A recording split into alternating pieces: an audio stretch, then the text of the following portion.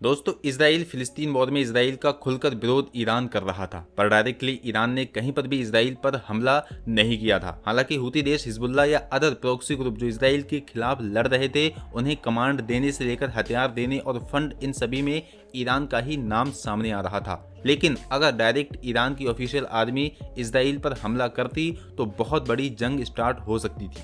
पर अब इजराइल ने कुछ ऐसा कर दिया है जिससे ईरान और इजराइल के बीच डायरेक्ट जंग के बहुत ज्यादा चांसेस बनते हुए दिख रहे हैं। दरअसल दोस्तों, इजराइल ने खुद पहल करते हुए सीरिया में मौजूदा ईरान की IRGC के top army military commander Syed रजी मूसवी की एयर स्ट्राइक करके हत्या कर दी, जिसके बाद ईरान बौखला गया है। ईरान की IRGC आर्मी वहां की सबसे खूंखार मिलिट्री फोर्स मानी जाती है, जो ईरान के supreme leader Ayatollah Ali Khamenei के अंडर में काम करते हुए ईरान के प्रॉक्सी को लेबनान, यमन, सीरिया, इराक जैसे देशों में न सिर्फ ट्रेनिंग देती है बल्कि हथियार देने का काम भी करती है। और इसी आर्मी के सीनियर मिलिट्री कमांडर सैयद रजी मौसवी को सीरिया की राजधानी दमिश्क के पास एक एयर स्ट्राइक में इजराइल ने मार दिया, जिसके बाद IRGC के अलग अलग ऑफिसर्स ने इजराइल के खिलाफ काफी खतरनाक स्टेटमेंट्स जारी की हैं।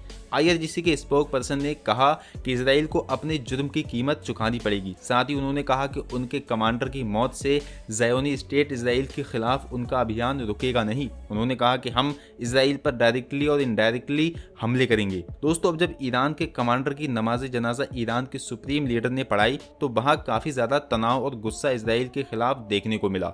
वहां मौजूद लोग इजराइल और अमेरिका के खिलाफ नारेबाजी कर रहे थे। उसके बाद IRGC के chief commander major general Hossein Salami ने इजराइल के खिलाफ सबसे खतरनाक स्टेटमेंट देते हुए कहा कि हमारा बदला इजराइल को मिटाने के अलावा और कुछ भी नहीं होगा। वहीं इजराइल के इस स्ट्राइक के बारे में जब पूछा गया तो उसने इस पर भी कुछ बोलने से इनकार किया। हालांकि इस हमले के बाद इजराइल के ऊपर हमले और भी ज्यादा तेज हो गए हैं, जिनमें सबसे पहले इजराइल के ऊपर काफी बड़ा साइबर अटैक हो गया, जिससे उसे फ्यूल सप्लाई, वाटर सप्लाई और इलेक्ट्रिसिटी जैसी बहुत सी प्रॉब्लम्स फेस करनी पड़ी। 25 दिसंबर को इजराइल में कई घंटों के लिए बिजली और इंटरनेट सेवा तक बंद हो गई थी, जिससे वहां के लगभग 1.5 लाख लोग इफेक्टेड हुए थे। बाद में इसे रिस्टोर कर लिया गया। इसके लिए ईरान को जिम्मेदार ठहराया गया। लेकिन दोस्तों, ईरान की राजधानी तेहरान में इजराइल के खिलाफ लगातार प्रोटेस्ट हो रहे हैं और ईरान की जनता ये डिमांड कर रही है कि उनके कमांडर के बदले में इजराइल पर कड़ी कार्रवाई की जाए। हालांकि अभी तक ईरान ने इजराइल के ऊपर कोई भी डायरेक्ट कार्रवाई नहीं की है। अब क्या उन्हें बड़े युद्ध का खतरा इजराइल और अमेरिका से है या फिर सही वक्त का इंतजार कर रहे हैं? ये बात क्लियर है, लेकिन इजराइल की मीडिया की माने तो इजराइल खुद इस बात की टेंशन में है कि ईरान के टॉप कमांडर की मौत के बाद इजराइल पूरे फोकस के साथ गाजा में नरसंहार आसानी से नहीं कर सकेगा, क्योंकि पश्चिम में गाजा, उत्तर में लेबनान और लाल सागर में यमन का सामना इजराइल को ऑलरेडी करना पड़ रहा है। और अब उसे डर है कि कहीं ईरान की तरफ से भी एक नया मोर्चा उसके खिलाफ ना खुल जाए। इजरायली मीडिया का कहना है कि बदले के लिए ईरान डायरेक्ट वॉर में इन्वॉल्व होने की बजाय विदेशों में मौजूद किसी इजरायली बड़े अधिकारी पर हमला कर सकता है या फिर लेबनान की तरफ से इजराइल के ऊपर उत्तर में बड़े हमले करवा सकता है। वहीं दूसरी तरफ दोस्तों, इजराइल के 3 सैनिकों की मौत गाजा में अत्याचार करते हुए हो गई है। इजराइल की मीडिया ने खुद उन सैनिकों के नाम जारी किए हैं जो इजराइल की तरफ से गाजा में लड़ने के लिए भेजे गए थे। वहां उनकी मौत हो गई है। वहीं दोस्तों, सबसे बड़ी खबर यह है कि इजराइल और ऑस्ट्रेलिया के रिश्ते में भी दरारें पड़ती हुई दिख रही हैं, क्योंकि ऑस्ट्रेलिया जो कि पश्चिमी देशों के साथ इजराइल का सपोर्टर रहा है, इजराइल ने उसके ही 2 नागरिकों की हत्या कर दी है। ऑस्ट्रेलिया ने स्टेटमेंट जारी करके खुद बताया है उसके 2 नागरिकों की मौत, जिनमें से एक महिला भी थी, इजराइल की एयर स्ट्राइक में हो गई है, जो कि उसने लेबनान में फैली हुई दिख रही है, जिसमें ईरान, लेबनान, ऑस्ट्रेलिया, सीरिया जैसे कई देशों के लोगों की जानें जा रही हैं। उधर ईरान और इजराइल में टेंशन लगातार बढ़ रही है। आपको याद होगा कि 2020 में जब अमेरिका ने ईरान की IRGC आर्मी के commander general Qasem Hussain Sulemani की हत्या की थी, तो ईरान ने अमेरिका के इराक में मौजूद एयरबेस पर मिसाइल अटैक कर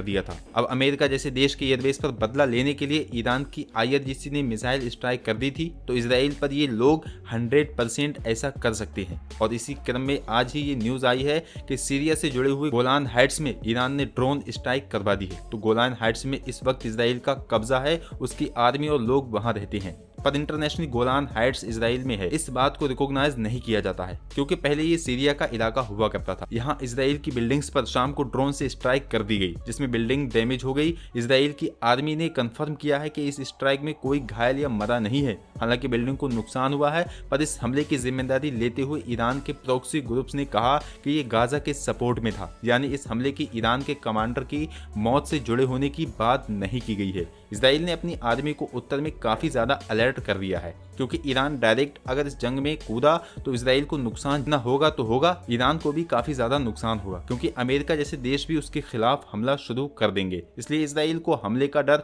उत्तर में लेबनान में मौजूद हिजबुल्लाह की तरफ से है। और इसी से जुड़ी हुई लेटेस्ट न्यूज ये है कि उन लोगों ने इजराइल पर काफी बड़ा हमला करते हुए 6 घंटों में बैक टू बैक 8 हमले कर दिए हैं, जिससे इजराइल के उत्तरी बॉर्डर पर मौजूद मिलिट्री इंफ्रास्ट्रक्चर को काफी ज्यादा नुकसान हुआ है। ये हमले मिसाइल, रॉकेट और ड्रोन से किए गए थे। इसमें इजराइल के न्यू कमांड हेडक्वार्टर्स डिस्ट्रॉय हो गए हैं। इन हमलों में इजराइल की मिलिट्री के मॉनिटर रूम्स, सैनिकों, आईडीएफ के ट्रूप्स जहां जमा होते हैं, इन सभी जगहों को निशाना बनाया गया था। हिजबुल्लाह ने हमलों की जिम्मेदारी लेते हुए कहा कि आईआरजीसी के कमांडर की हत्या बेशर्म वायोलेशन है। दोस्तों, ईरान जो हिजबुल्लाह से इतनी ज्यादा दोस्ती किए हुए है, ये इतना करीब है, उसका अंदाजा आप इस बात से लगा सकते हैं कि उनका लीडर जहां बैठा होता है तो पीछे ईरान के सुप्रीम लीडर की फोटो लगी हुई दिखती है। वरना किसी भी देश के कमांडर के पास उनके देश के जो महान लोग होते हैं उनकी तस्वीर लगी होती है। इस तस्वीर से पता चलता है कि लेबनान में मौजूदा होने के बाद भी ये ईरान की आर्मी की एक तरह से शाखा है जो एक्टिव इजराइल के बॉर्डर के पास है और उसे कमांड कहीं ना कहीं ईरान से मिलते हैं। इसलिए इजराइल उत्तर में अलर्ट तो काफी ज्यादा है, पर हिजबुल्लाह के हमलों के बाद उसने लेबनान को वार्निंग देते हुए कहा